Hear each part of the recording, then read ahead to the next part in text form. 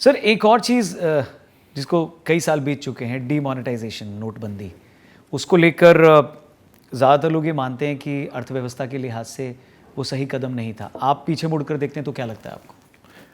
तो मैं एक चीज़ मैं पहले स्पष्ट कर दूं कि मैं उस समय सरकार में नहीं था, तो मैं सरकार में बाद में ही आया हूं, तो मैंने भी नोटबंदी को बाहर से ही देखा। तो ऐसा नहीं है कि मैं कोई गवर्नमेंट के अंदर से कोई खुलासा कर रहा हूं, क्योंकि मैं भी उसको अखबारों में ही पढ़ा था मैंने। जो भी है, अब 7 साल बीत गए हैं, तो मैं ये कहूँगा कि 2-3 चीज़ें हैं जिसको लोग पूरी तरह से उसको अप्रिशिएट नहीं करते। पहली बात है कि आपको याद होगा कि नोटबंदी के पहले ये जो फर्जी नोट हैं उनका कारोबार बहुत था। आपकी पॉकेट में, हर एक इस कमरे में अगर बैठे हुए हैं ना किसी के पॉकेट में एक फर्जी नोट होता। ये पाकिस्तान से आ रहे हैं, अंदर छप रहे हैं, वो अलग बात है, लेकिन फर्जी नोट बहुत थे देश में।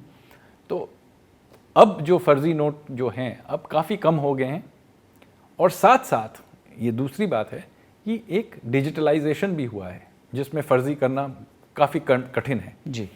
तो दोनों चीज़ होने के कारण एक तो हमारे जो मॉनेटरी सिस्टम है उस पर हमारा नियंत्रण बढ़ गया है, और उसका एक बहुत बड़ा लाभ हुआ है कि पहले जो महंगाई दर 8% से 12% में चलती रहती थी, वो अभी 2 से 6% के बैंड में आ गई है।